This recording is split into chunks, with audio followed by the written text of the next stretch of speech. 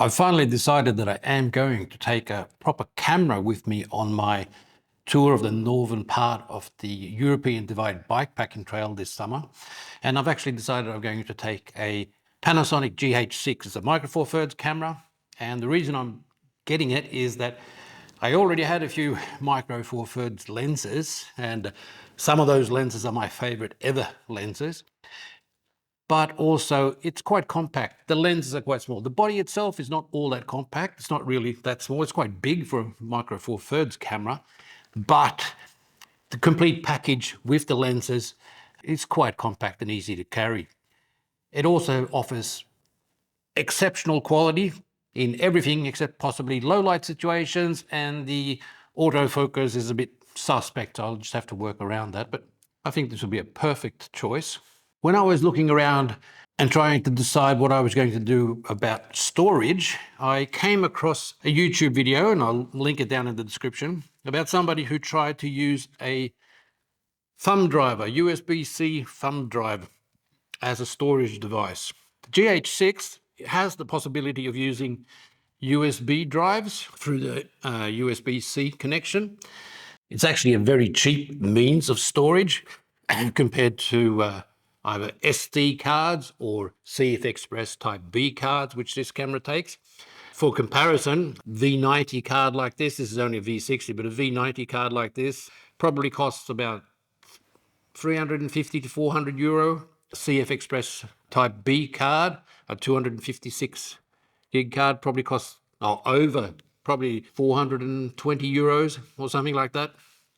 Whereas you can get a 2 gigabit drive for 200 euros, possibly even less. So it's quite cheap. The problem is you end up with cords and you end up with things hanging off, and yeah, it's not the easiest solution basically. So after seeing that video, I decided I would actually buy one of these, a 256 gigabyte USB-C drive, and try it, see how it works. I was thinking that if this works, if it's an easy way to store, I could use this both as a backup and as a means of recording a lot of video while I'm out on the trail. Now, there are a number of drawbacks that have to be mentioned straight away. Naturally, to put this on the camera, I actually have to open the flap and put it here on the camera, which I can't even do that.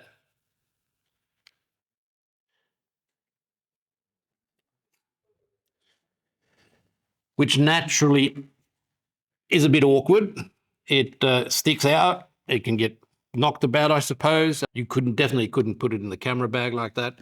And also, I mean, you have to open this flap so the weather sealing goes away.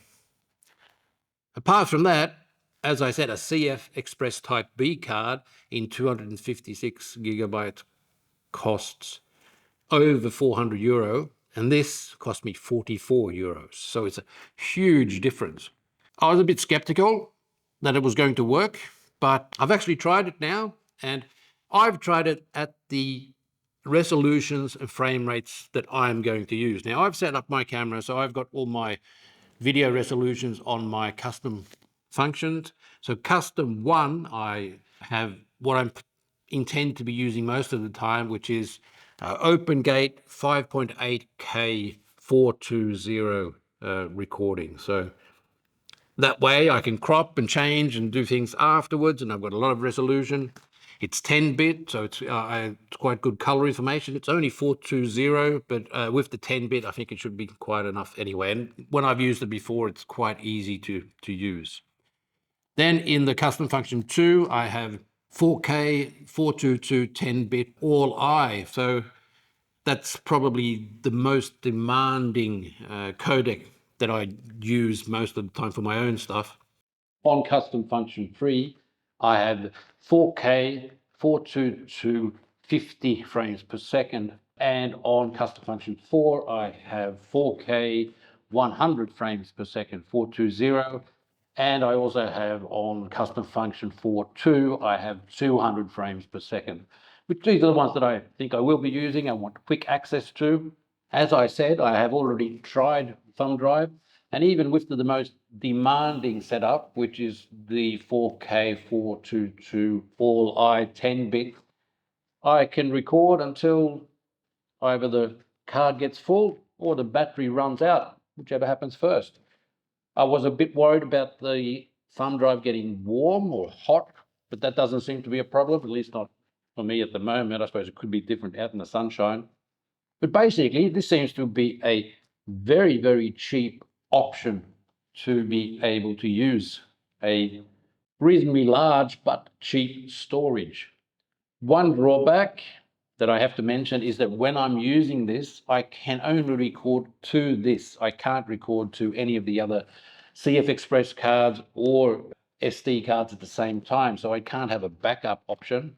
Basically, I'm going to explore this a little bit more, and I think I will be using this as an option when I'm out on my ride this summer, just to keep the costs down and be able to keep, I mean, basically I can record on this and then just put it away and use it as a backup. So it's quite handy. I don't think I would recommend using this option for any professional work. And I have actually ordered a CF Express card for this that I would use in a more professional situation where I want to be absolutely sure that it works. I can be able to use the absolute higher bit rates, and I will be also at the same time able to record to dual card slots. So, but for my own personal work, this is incredibly handy for certain things. I mean, in this situation, if I was filming on the camera, I could film straight to this, pull it out of the camera, walk over to the computer, edit either straight off this or copy it to the computer.